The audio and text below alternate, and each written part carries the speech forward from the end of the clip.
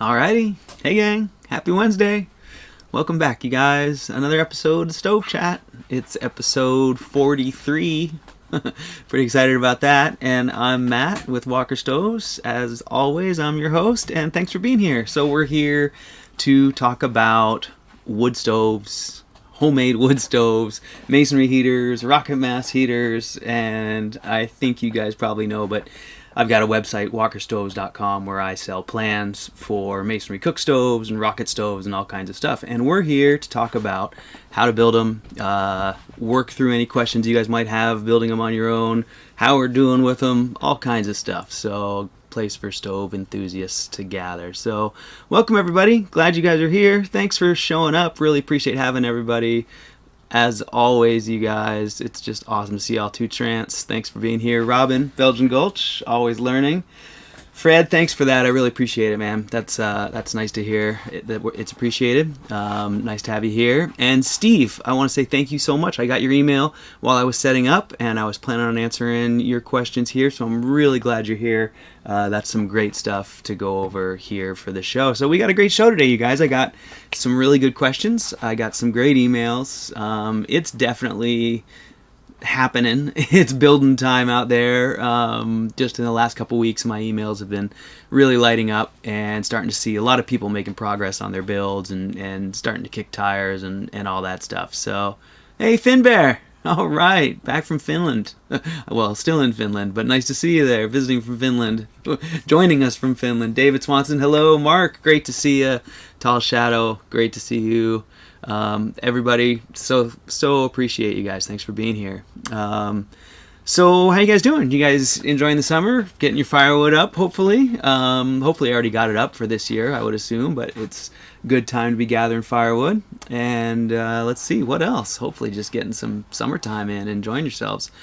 Like I said, I'm hearing from a lot of folks right now who are building. I think, depending on what phase you're in of your journey here, this is a great time of year when a lot of people are starting to dry in their dwellings that they might be building for the first time and starting to get ready for heat. So it's a good time to be talking about this stuff. So let's just let's see, where should I start? Let's start with, Steve, I think we'll just start with your questions since they're sitting there right in front of me. So why don't we dive in with questions from builders? So Steve says that he's building for a 17-foot yurt to live in over the winter in Quebec. And so that's pretty exciting, Steve. That's going to be a challenge and I think really fun. I think it's going to be great for you. So his first question is regarding the bench, and it's just regarding my plans. And Steve, the bench is sort of left open-ended on my plans, as in it's not there at all in that particular stove plan. Because everyone's bench is different, and really the bench is all it is a brick box. So if you watch the video that is linked in the plans, there you'll see how I built mine, and it's really just as simple as a brick box. Everyone's space is different. Some people are coming off the back, some are coming off the side, some are coming off the front, depending on how they configure it. And so what you want to do is just interface a brick box, roughly bench size, so you want your finished height to be about 18 inches, probably a little bit less if you can get it there, since you will probably have cushions on top. So 18 inches finished height with cushions is usually a great target. Width-wise, you're probably going to be somewhere in the 16 to 24 inch range, and maybe a little wider with tops. But that's basically it. The bench is just really that simple. It's just a straight brick box that attaches to the stove, typically off of the oven side, off of any of the cook stove plans. But the big question is, how are you going to put it on the floor? And that's really, a really important question for someone who has a suspended floor like you do. And it's something that we talk about a lot in here, and we've covered it many times, but we're always happy to go back over it. And hopefully there's some others here who have done similar stuff and can throw in their experience as well. But you've got a couple options, and it really depends on your floor and your construction and all of that. For most people, you know, it's going to be, I won't say mandatory, but best practice to carry the weight of the stove all the way down to the ground and not expect the floor to carry the weight. So that's part one. Now, whether you do that by supporting the floor underneath, down to the ground, and then building the stove on top of the floor, or whether you actually just cut a hole in the floor and let the stove go down to the ground is really up to you. It depends on the build and how the stove, what kind of floor you got, what kind of structure you have. Ideally, that's really the best way to go. If you can just let it right through the floor, then you don't have to worry about insulating the floor underneath. If you can't let it through the floor, then you want to build up underneath the floor where it's going to go with piers or a footer or any sort of suitable vertical support to carry the weight. And then you will need to insulate underneath the stove on the floor. And of course, that's going to raise your whole height a little bit. So it does sort of start to pose some challenges when you get into the bench and things like that, because the bench, as we just talked about, you have a sort of a limited, upper limit to height. And as soon as you start insulating, you start putting inches on top of that. But that said, what you want to do for the floor, in my opinion, is best practice is to always leave yourself airspace between the stove and the floor so you can monitor what's happening under there. So I think, we've seen this done a lot of different ways, but I think the best practice is to use standoffs of bricks, spaced evenly, maybe a foot apart or so, with something like backer board on top to create a plinth upon which to build your stove that allows you to get your hand underneath it during the coldest times of the year when you're burning the stove really hot for days on end, and know that you're not entraining any heat underneath the mass. So that's safest and best practice. Now, there's other ways to do it. My stove simply has insulated fire bricks underneath, so it has about 3 inches of highly insulated fire brick material, and then another 3 inches or so of insulated fill, like cob with perlite. And like I said, that really raises the stove quite a bit. But in my case, it worked quite well. So there's a few ways to do that, Steve. A few ways to approach putting things on the wood floor. But if you can, and a yurt is, I'm not sure if the floor is integral. It might be something you don't want to put a hole in, or perhaps you can just remove planks, and then rebuild planks to size and maybe not permanently damage anything. But if you can let it through the floor and then build yourself like a cinder block footer, maybe on even a concrete footer down below and a like a pier for the support, you'd be really well off. So let me get back to chat here and get caught up. So Always Learning says, hot, dry summer, drought killing off all my old growth fir trees, scorched brown needles everywhere. Yeah, it's really dry, isn't it? Always Learning. At least you'll have good dry firewood, I guess, is the bright side. Finn Bear says, what would you recommend as a first project to someone who has no experience in masonry? Should I go for something that comes apart without violence, and ideally comes apart intentionally? I think you mean, Finn Bear. And yeah, this is the thing, and we've covered this a few times in this show, and it's one of my favorite topics. So whenever I say that, you guys don't worry, I'm getting excited about getting to go back over some of my favorite sayings. But I've always believed, and I've espoused this pretty loudly many times, that so many of your questions, so much of your anxiety is not the right word, but unsureness, uncertainty about your outcomes with building and things like that, that all goes away so rapidly as soon as you just get some hands-on experience. Just get your hands muddy, and instantly you realize that it's a really intuitive process. And so to answer your question, what's a great project? I think, personally, just playing with bricks outside and building yourself like a simple J rocket. Now, ideally, you'd be buying or using fire bricks for this and just building yourself a J style rocket core, just so you can have fires in it and to get yourself comfortable with stacking bricks. But you can even do it with red bricks, just if you're just playing around and playing with stacking. That's a great way to start. It's something that's temporary. You're just going to stack it up and take it apart. That's one great project. Another great one, especially for people who have somewhere where they can have an outdoor fire, is a small outdoor Rumsfeld fireplace. It's essentially just 3 walls set in a like the obtuse angles of a trapezoid. Here's the long side of a trapezoid that you leave open, and then you have 2 sides and obtuse angles, and then the rear.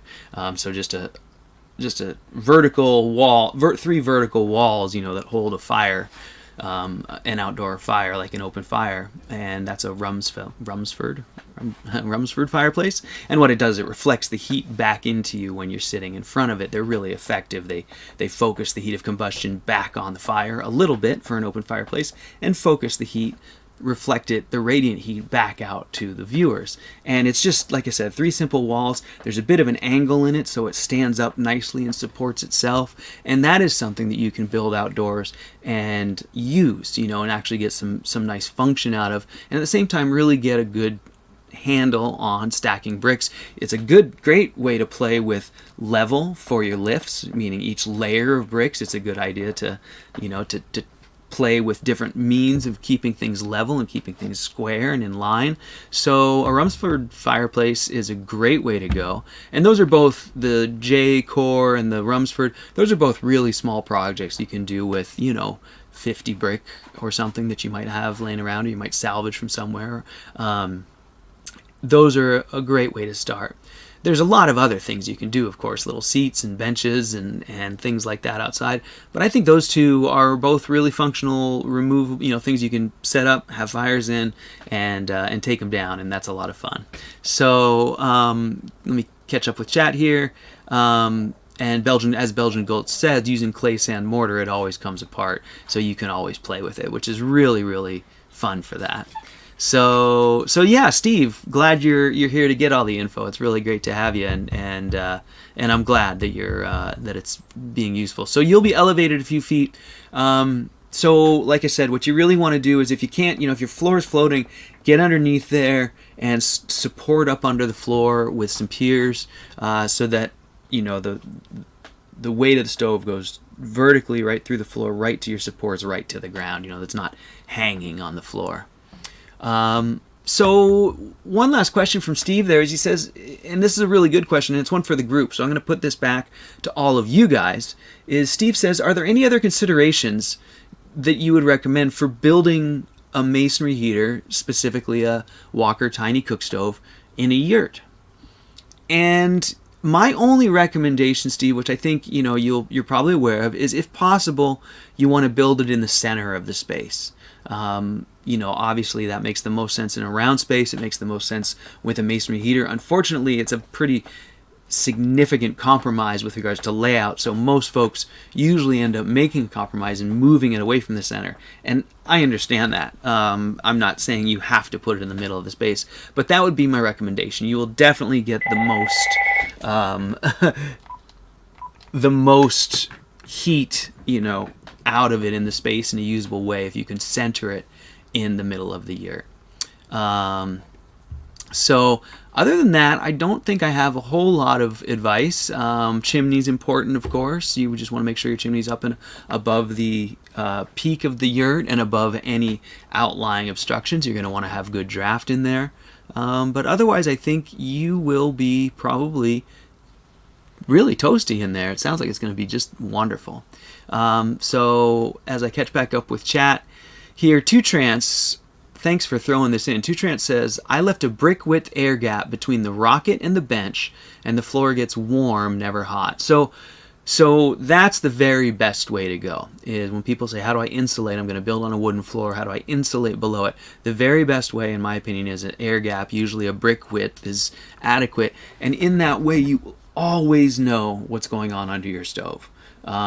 Maybe you have 2 weeks of winter like you've never seen before, and you are stuffing the stove full of wood, 20 hours a day, and you do that for 6 days like you've never done. You never know how hot it's getting under that stove, but if you have an air gap under there, you can always monitor it. And not only that, but carries away any heat, acts as insulation. Highly unlikely it's ever going to get to the point where it's a problem. If you have a solid build going down solidly, even if it's insulated, if you're garnering heat through long extended burns, you're never really going to know what's going on under there. So air gaps are really the best. So let's see. Mark says, I don't have a place to build one, but I've had the idea, instead of having a bell chamber, doing a 1 foot by 1 foot that goes around the whole room like baseboard heating or something like that. And do you think this might work? Yeah, Mark, that's a really pretty common question. The problem you run into is that resistance builds up over distance, right? So we can have sort of big, large bells that have sort of large internal surface area, and the gases flow into them and then cool and flow out. But if we try and take that same amount of surface area and stretch it out over a really long distance, we run into not only the gases cooling as they're touching that surface area, but we also run into the resistance of the travel, having to move through that passageway. And so unfortunately, there's a limit to the distance that you can build any such passageway. There isn't, that I've discovered, practically there isn't a definitive limit. I can't say it can only be this long, because it depends on a whole host of other factors, right? Like, do you have a dead end bench like I love to build? Or do you have a bench that has draw running through it, which would be something you could achieve intentionally if you build a really long bench to try and help get over that resistance? Is it warm outside or cold outside? How much draw do you have? What type of fuel you're burning? Is the stove hot? Is it cold? All of those things are going to come into play. And these are all parts of tuning, and it's all something you can adjust. So while your question, and I instantly sort of said, well, it's not really possible, but it is possible to some degree. In other words, you might not be able to go all the way around a big room, but you could certainly extend some of it to some distance. And how you build your stove and how you tune your stove is going to dictate how long that is, and how long that is going to dictate how you tune and build the stove. So there's a real subtle interplay between, the draw the stove has, the way you lay that out, and the length of all your passageways. It's one of the reasons why the simplest builds are kind of pretty concise, sort of boxy bell builds, and why we typically, and why I leave a lot of open-endedness in my plans as well, because I get a lot of people who want to build a two-legged bench, maybe with a 90-degree jog in it, with long sections. And the way we approach building that bench is very different than if you only have a space for the stove plus a 2-foot jump seat. In the latter case, we might choose to run exhaust tubing. The chimney comes down from the roof, and I might put an elbow at the bottom and run the exhaust pickup way down to the end of the bench so that it's forced to flow through those passageways. Whereas if you have a shorter one, you might bring the exhaust over more in the body of the stove and put it down low and try and extract all the heat you can into the stove body, because you don't need to travel a long distance. So there's a couple examples, and it's really a big topic. And again, it's something that's going to be real specific to every build, to every location, to every situation. And it's something that really I don't like to define, because I think that what you'll find is if you leave your build fairly open-ended and you expect to tune it, you'll have the best results, because you'll get a stove that works perfectly for your situation. If you just try and build a stove once and walk away, I don't feel that's really a reasonable approach, given the tuning and sort of the personal custom nature of these builds for every particular space. So there you go. So Finbear says, I got tons of rock in my yard and I've got to find a use for them. Well, Finbear, there's no more fun use than masonry builds in general. I think stuff that has fires in it is a lot of fun. I love stoves and fireplaces. but you can incorporate the features into outdoor seating, into outdoor spaces, and we'll look at Belgian Gulch's build here shortly, and you'll see exactly what I mean, because he uses quite a bit of the brick in this case, but stone would work as well to really define the perimeters and define an outdoor space that's just lovely, and it contains masonry cooking elements as well. But a lot of it's just the structure, and it's really, really cool. So, good use for the rock. The problem is just digging them up and moving them around. So, there you go. So, Fabiano, nice to see you here. Thanks for being here. Fabian says, what is the best way to cut the cook stove glass? And the best way, as Toutrant says, is to use a wet saw, is really the very best way that I found to cut that glass. So a diamond masonry blade on a saw that you're able to cool the material with water, like a wet masonry saw. And if you go very carefully and you let the saw do the cutting down into the glass, with brick, because it's clay, you can sort of put some pressure on and cut through the brick and pop it open. With the glass, you don't want to do that at all, since it's so brittle it'll just break somewhere else. Use the blade back and forth gently to first score your line, and then gradually work your way through the top, and you can cut it really quite well with that process. You can even use an angle grinder with a diamond blade, as long as you again use water. Don't try and do it dry, but use water and do a wet cut, and you should be just fine. What you can't do, in my experience, is you can't cut it like normal glass. It won't score and break like normal glass. It seems to, I think it's because it's ceramic, and it chips when you try and score it. And so, again, a diamond blade with water to keep it cool should work really well. So Marcelo, welcome back. Nice to see you. Thanks for being here. And let's see. Always Learning has a great question. He says, is there a minimum temperature required for chimney exhaust to draw? And you got it, my friend. Then he follows up with a minimum above ambient temperature. And that's the crux of the question, right? Is the minimum temperature is really a minimum difference between your outside temperature and your inside temperature. And again, I don't think I can put too fine a point on it there with regards to an actual number, because again, it's going to depend on where's the difference in temperature. Is it the end of a 30-foot high chimney stack, or is it just right at the output of the core? It's going to depend on wind and things like that. There's other factors that come into play, but generally, I'm going to say, that's a hard question. What have I seen in my own personal experience? It seems like when the outside air temperature is 50-ish, I have a hard time running much below 200 degrees of chimney stack temp. Now there's a dew point issue there as well, so as soon as we start getting warmer, outside, we start running into a dew point, and that can create issues too. But I would say, somewhere around 150 degrees delta. Let's just start there, and maybe we can play with that this winter with our own experiments and see if we can put a finer point on it. But I think 150 degrees delta is a pretty good starting point. So, if it's 130 degrees outside, you only need about 180 degrees stack temp. Now, that's really cutting it close. That would be a pretty it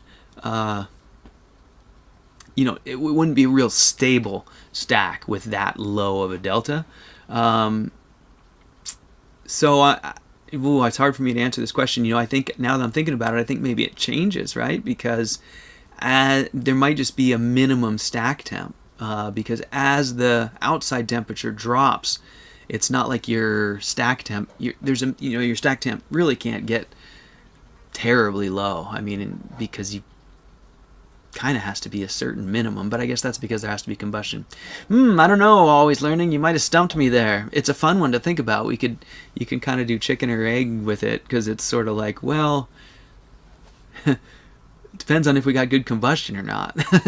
So, but yeah, I'd say let's just start with 150 degrees Fahrenheit and see how that works out with the calculations. So, Fabian, thanks so much for those kind words. I really appreciate it, man. It's really been really rewarding to build this community and see all of us grow and the builds progressing. I've said it so many times before, but I really feel like we're starting to have something that everyone out there can confidently build. 10 years ago was sort of, I don't know if I'm gonna make a big cob seal and put it in my living room. But now, I think we're getting somewhere where like Finbear's question on masonry first projects, like just stacking up some bricks and doing something outside really gives you a lot of confidence. And then following in the footsteps of these working builds and using the bricks like Legos, like someone commented on earlier. I missed it. I think it's gone now. But really, really great progress. And so yeah, Fabian, thanks for being here, man. It's awesome to be making progress like this. So let's see, it's we got a lot of time here still, so let me answer a few more questions and then we'll move on to taking a look at Tom's outdoor area, which is going to be really cool. So let's see, one of the questions I get a lot, and I really want to spend a little time on this, although it won't take much time, but I'd love to hear any of your experiences if you've got them, is I get the question a lot. People will say, hey Matt, I'm building this stove in wherever, and our bricks are different size than your bricks, and your plans call for bricks that are this size and mine are slightly different. How should I modify the plans or my bricks to build this stove? And so, Fabian, the best way to send me pictures is just send them to my email, and you can find my email just right there on my YouTube channel, or you can go to my website, walkerstoves.com, and you can email me through there is the best way, and those will get right to me. And if you send me pics, we can take a look here on the show as well. So that's always fun to share. So at any rate, I get that question a lot. How do I use these different size bricks when the plans I'm looking at specify this size? Or for folks who aren't using my plans, they might be looking at a brick J plan with real specific dimensions, and their bricks might be different size. And how do they use those different size bricks? And it's a really simple answer, but it tends to stump a lot of people, but it leads to some really cool outcomes. And the answer is simply use your bricks to define the internal areas of the stove to the printed dimensions. And this really only matters for the combustion cores. So if you have a combustion core that, say, is 6 inches by 6 inches square in the burn tube and 12 inches tall, then you'd simply stack your bricks to the outside of those dimensions. So you'd stack them so they make an interior space of 6 inches by 6 inches by 12 inches. And you don't worry about what the outside dimensions are, because the inside dimensions are what matter. And so when you're using different size bricks, what I always recommend you do, and this is really a good plan for any new build, is start your build by dry stacking bricks up to however many layers it takes to start to get a clear picture of how the build is going to come out.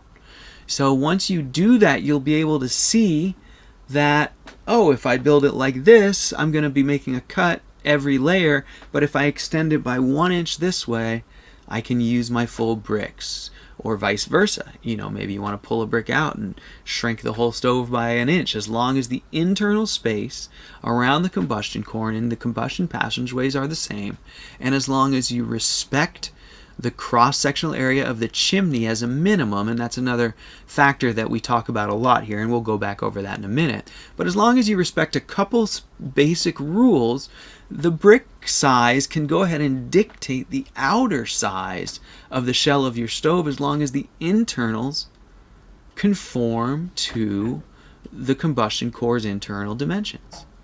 So that's a really, really freeing thing, because now you know that you can use rock or brick or mud.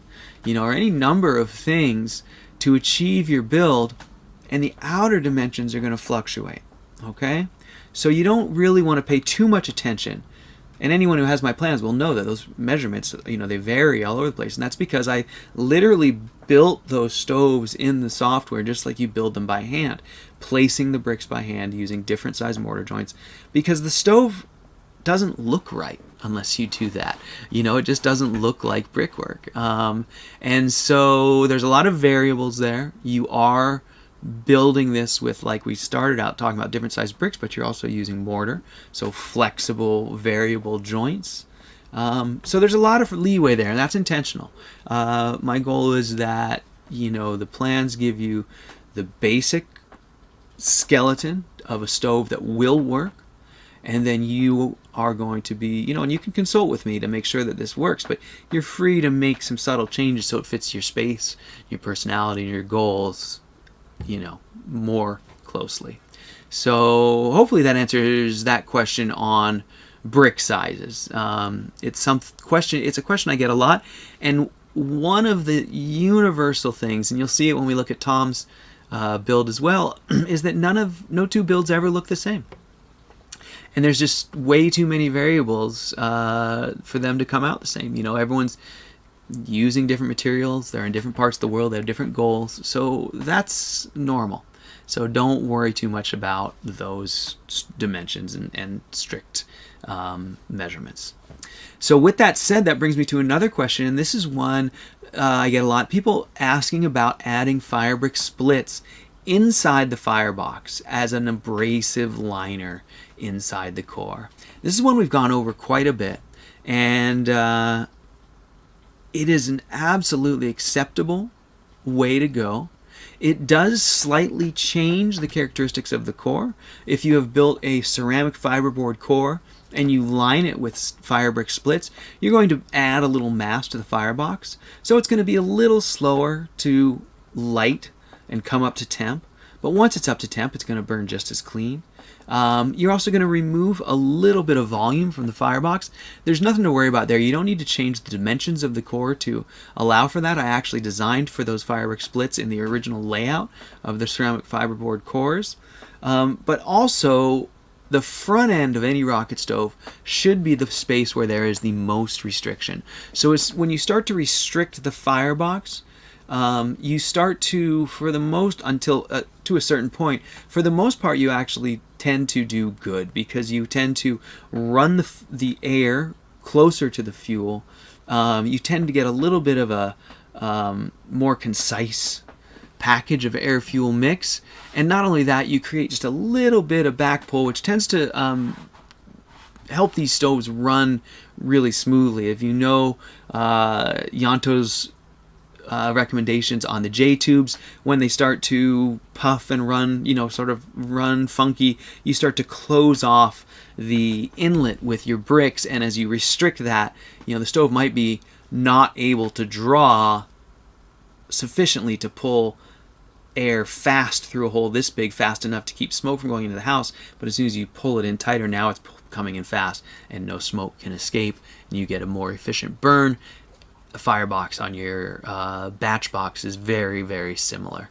And we did have someone, and I don't remember who it was, but someone had a really nice, I believe perhaps it was, maybe it was Always Learning, maybe not, maybe it was Mark, different Mark? Anyways, someone had that adjustable firebox lid, if you guys remember, or roof rather, that came down inside their firebox and changed the volume of their firebox depending on how much fuel was in there. I thought it was a really, really cool approach, and it really illustrated someone really grasped this concept. So, and David Swanson says, split fire bricks inside a ceramic fiberboard core stay warm longer and make relighting with additional wood much easier. And that's right, David. They do have some great benefits, and one of those for sure is the resistance to abrasion,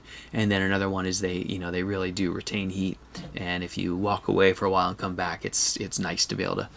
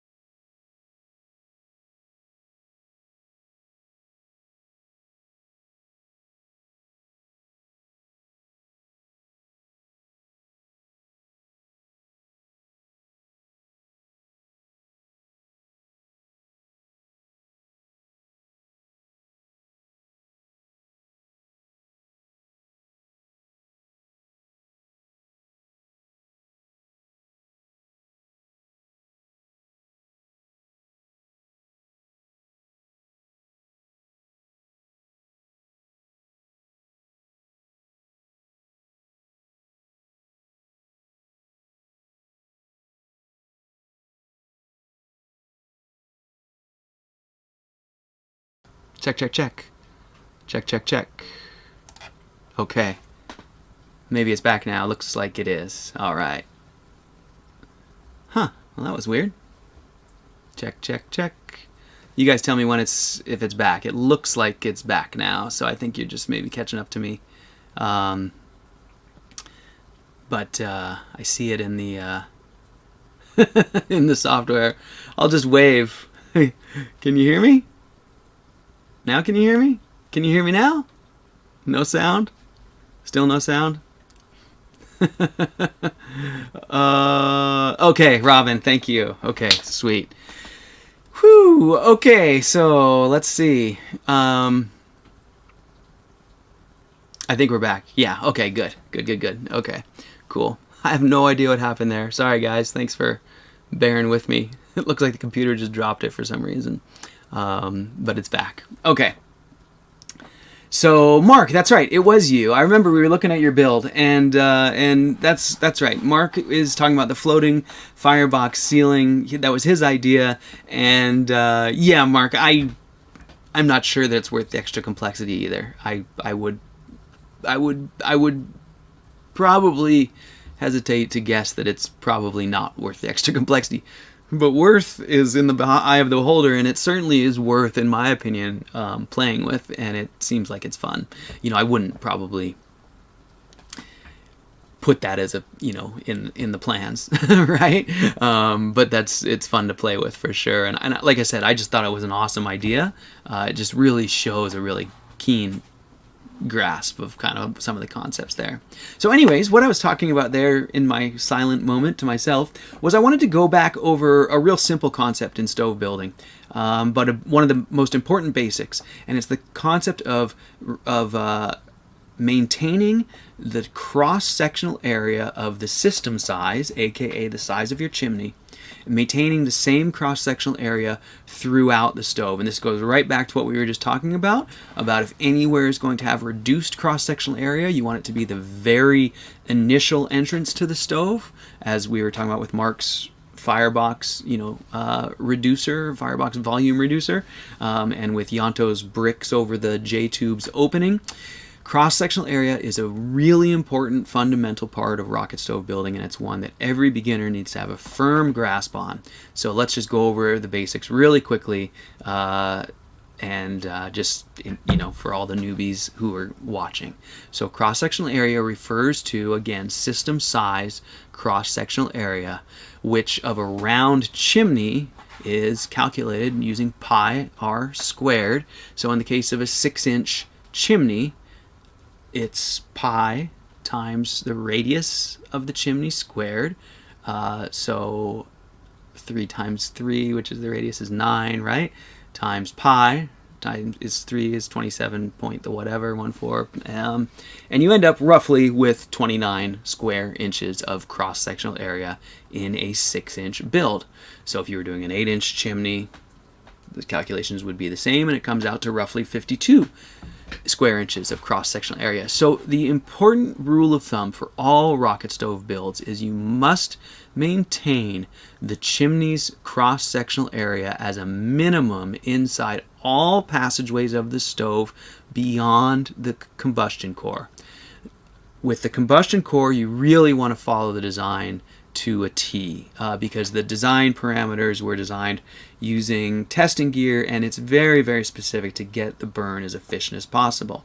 Typically, though, the combustion cores will represent the smallest part of a system, and they will usually slightly break that cross-sectional area rule, because they'll usually be slightly smaller in cross-sectional area to create a little bit of directional restriction on the entire system. So there's a little restriction at the front end, open at the back, so once the stove gets going, it pulls hard and doesn't back puff at all. So cross-sectional area is one of the most fundamental basics of rocket stove building, or any kind of masonry heater, really, and I would hesitate to say just about any kind of naturally aspirated wood stove, as it were.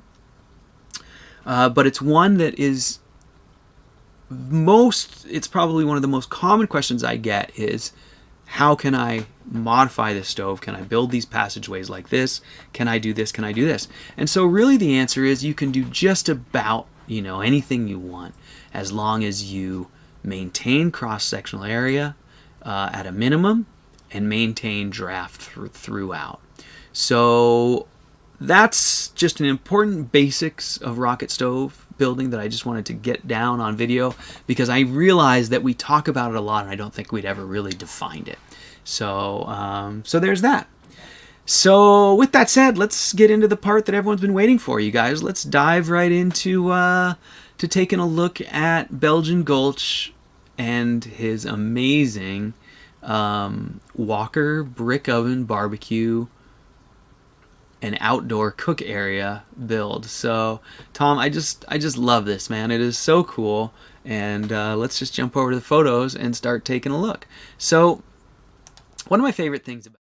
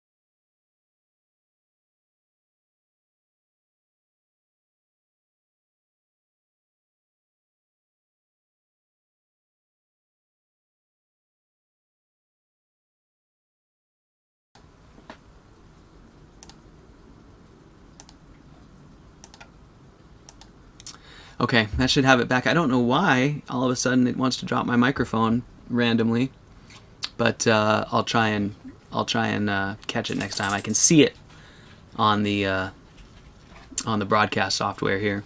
So anyways, hopefully that's going to catch up with you guys and we'll have audio back again. So anyways, Tom, love this build. It looks so cool. Oh, maybe let me turn it down a little bit and see if that helps.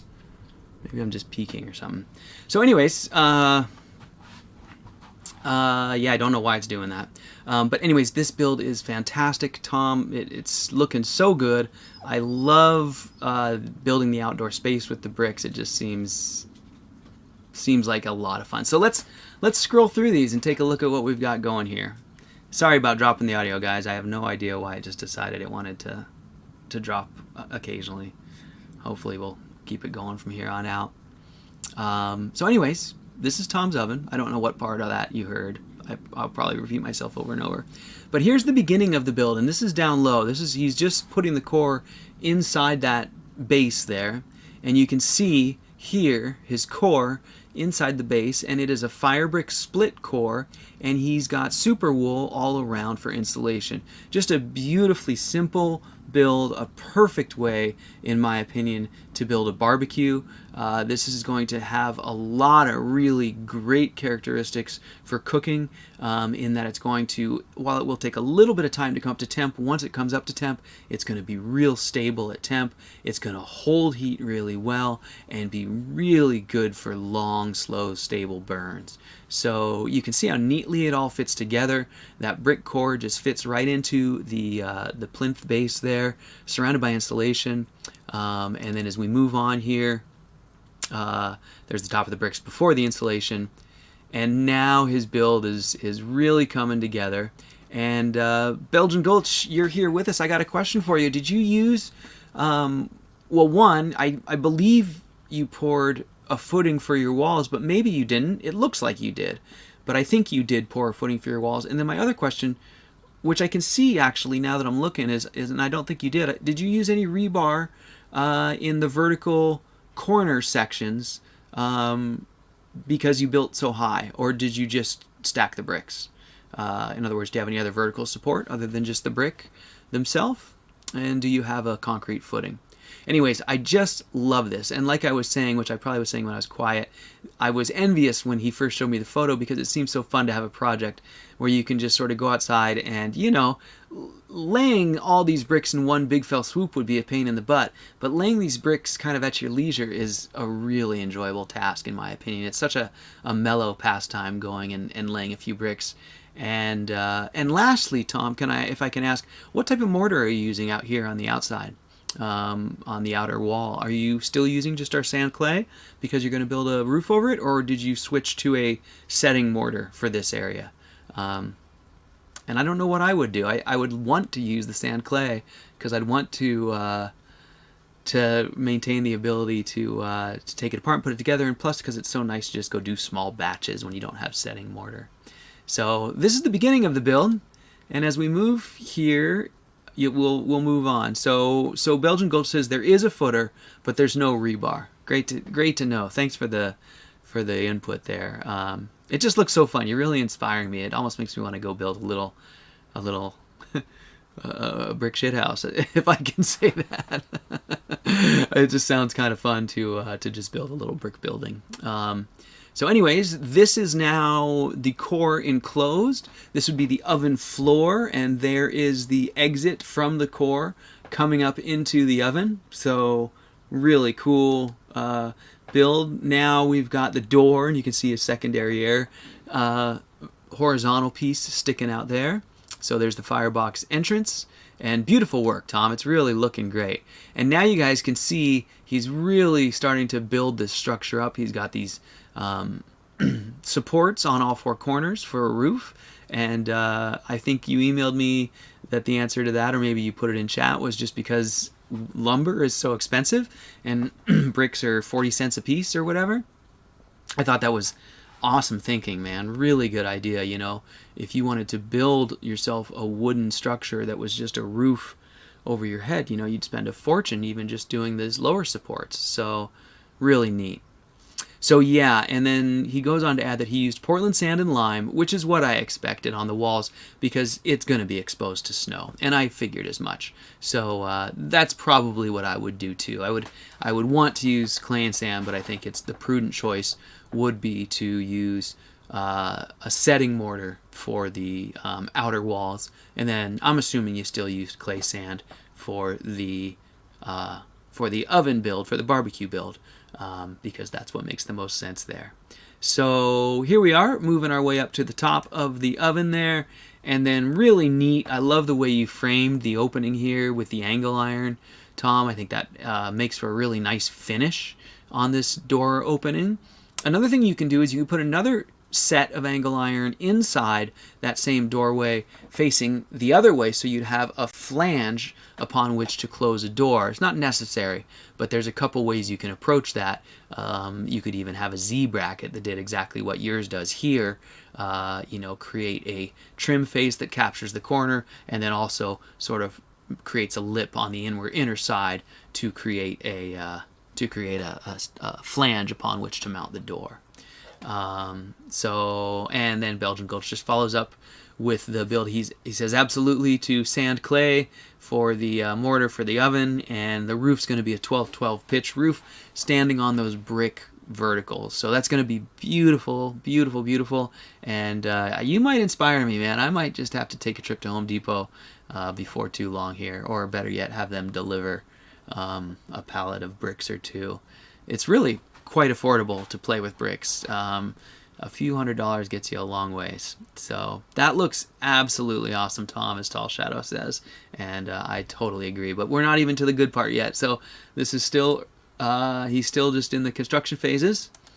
And here's the top. Now I thought this was a great way to do the top. He's got the super wool over the top to insulate the ceiling material, but he used some chicken wire to hold the super wool stiff up against the top. Now in some builds this might not be appropriate because the chicken wire would be exposed to the blast of the riser, but in the case of the oven it's probably never going to get hot enough up there to jeopardize that chicken wire. So I thought this was a great way to retain your super wool, Tom. I thought this was really, really good thinking.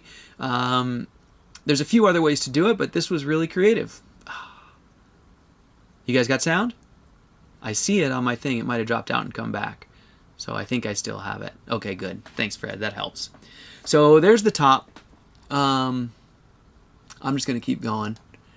And here he is. This is a really great illustration for anyone watching who is wondering about how to do temporary burns. And so this is a really good illustration. You can see here he's just bricked up the opening temporarily so he can go ahead and have a fire in there. So this is the oven door opening, and he's got it bricked closed so he can have a fire. And here he is starting to dry this thing out, and of course it's going to be, we're going to see a lot of exhaust out the chimney because everything's wet, and it's probably burning very poorly because it's cold and wet, and that's just how it goes when it's brand new. One thing that would help this quite a bit would be a piece of chimney pipe on top of here, but sometimes when it's so heavy and wet, the smoke, sometimes it doesn't help at all to raise the chimney. So it is what it is. At any rate, here's the stove, the barbecue oven, just coming together. And now he's starting to put some finishing details on it. You can see he's got a insert door here that just inserts into that oven area, and he's added some decorative tiles. I just love this, Tom. It's looking so good. And let's see, am I going the wrong way? I am going the wrong way. So, and now as we start to move forward, we start to see the bricks getting cleaned off, and the whole area really, really coming together. What a beautiful barbecue zone, man. I am so envious. This is his front door for the firebox, also an insert door. Really a neat way to go. So you can reach out to Tom at dragontechrmh.com, and he makes these doors custom for your own build. So this is an insert door for a firebox door. This is a real simple way to do a door. You can do it this way, not just for an outdoor barbecue oven, but for a build inside. If you want just a real simple door and you don't want to mess with hinges or a whole big door flange, this is a really low cost, affordable alternative that works just fine. So an insert door like this, or as I like to call it, a plug door, because you just kind of plug the hole with it, is something to consider for those of you who don't have fabricating skills and don't want to spend a bunch of money. And if you can't do it yourself, again, you can reach out here to Belgian Gulch to Tom at dragontechrmh.com, and he can help walk you through the process of getting yourself a custom door like this. He'll build you one. So there's the firebox door, and then the same thing with the oven door. Simple insert oven door. And as he said, he's cleaned these bricks now with muriatic acid. So that really goes a long ways towards bringing out the natural color of the bricks. Especially with salvage bricks, it really brings out the beauty that you'll find in salvage bricks. So Tom, kudos, man. This thing just looks awesome. Unbelievable build. I just am so impressed with it, and you will have to share some cooks with us, because I really can't wait to hear how this thing works for you as a cooker. I know I just love mine, and as you know, with some conversations we've had, there's some really interesting ways to change the way it works, whether you can drop insulation to the inside, you can pull insulation out of the inside for long, low, slow cooks. You can change the way you burn, you can cook while you burn or cook after you burn. There's a whole lot of things you can do to cook in different ways within the same build, and so I'll be really curious to hear your take on the Walker barbecue oven. So any of those who don't know, this is a build from my plans. They're available at walkerstoves.com, and this is the Walker barbecue oven, or maybe it's a brick barbecue oven build, and the plans are available for this full build, and as you can see, you can build it just using pretty much almost entirely just brick with a little bit of ceramic fiber wool and fire brick split brick. So what a cool build, Tom. Thanks so much for sharing this with us. And there's a closer look at his oven door. Really nice handles. I love those springs. It looks great, Tom. So, and there's the oven. Look, a little peek into the oven. So the oven is highly flexible with regards to how big or small you want to build it. Same with the door opening. So if you're someone who really wants, has to cook a turkey, you can absolutely enlarge the oven's big enough for a turkey, but you can enlarge the door if you want to. You can build, I've had folks build large commercial size versions of this. If they're cooking low and slow, the firebox has plenty of output for a much larger oven, so you can extend this box over a little bit larger support and build a large oven that's capable of cooking a whole hog or multiple brisket or something like that. So there's that. So I think that brings us, there's the last picture, and what a great overview. So can't wait to see it with the roof on it, Tom. It's going to look fantastic. And man, thank you so much for sharing this with us. That is so inspiring. Boy, just a few windows on those top ledges and a little bit of wall structure, and you'd have a neat little tiny house there, wouldn't you? Really got me thinking. For probably just a few $100s, really. Wow. What a thought. So, okay, guys. Well, Jeremiah, I see you saying no sound, but I can see that I can see my sound. I can see my sound on my thing, so I don't know what to tell you.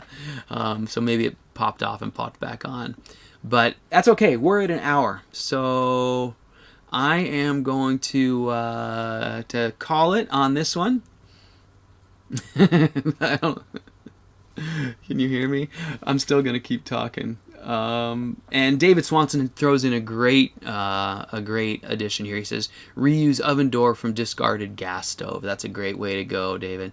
So, yeah, thanks, Fred. I think my sound is working fine. So, Jeremiah, you're throwing me off here, but